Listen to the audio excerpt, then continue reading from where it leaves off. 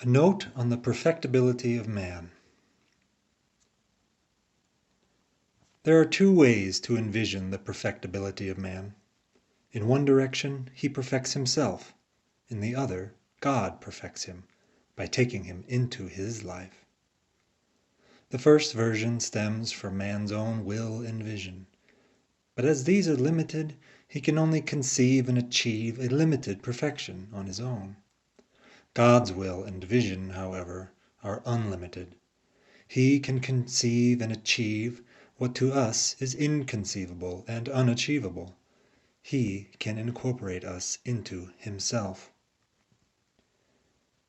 Ironically, it is when man plans things out on his own that he misses his own life, because then his potential beatitude is constantly being squeezed and shrunk into the happiness he chooses for himself, which is invariably less than God destines him for.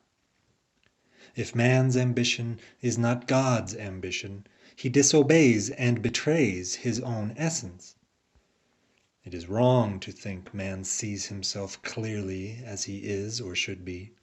Yet under this illusion, he finds it hard to liberate himself from the falsehood. Yet even that he needn't plan and do. If only he would once consent to be spiritualized, the entire dynamic would of itself turn around. If, instead of thinking about himself, man thought about God, the trouble of his person would be solved, the dilemma of his orientation go away.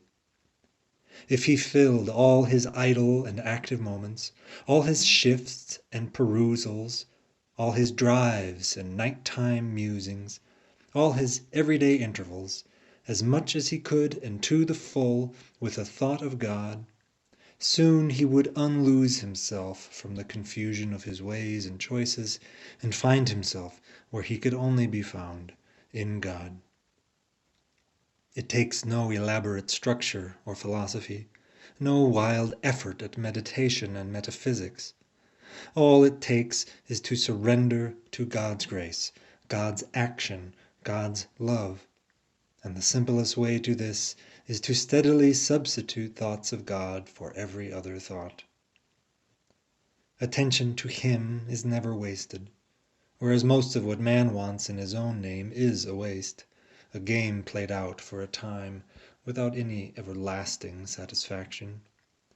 But one who thinks on God, explicitly, yes, but also more and more as second nature and without thinking, he knows and grows in confidence for an eternal joy, tasted here in simplicity as a foretaste of the simplicity to come.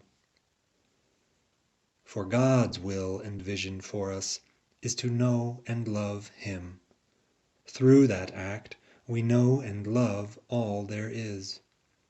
We will what there is for Him to will, and we see what there is of Him to see, until we rest in Him forever, face to face. It is there, in the bosom of His grace, accepted and lived, enjoyed and shared, that man is perfected. All the other ways do certainly get somewhere, but they don't get there. Somewhere they come to an end, with nothing left. It is there, perhaps, in emptiness of self, that man will choose to take up his cross and journey with God to the real end of his being, where he discovers a perfection that is endless and a joy that is pure, for that is where love takes him in.